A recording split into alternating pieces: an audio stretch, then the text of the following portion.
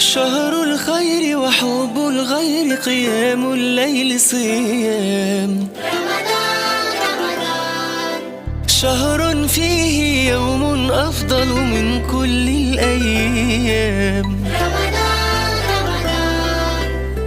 تفتح أبواب الجنة، يغفر لذنوب الأمة، شهر الصبر والهمة. ونضع الزينة فرحا، أهلا يا أعظم شهرا، نرجو أن تبقى دوما. شهر الخير وحب الغير، قيام الليل صيام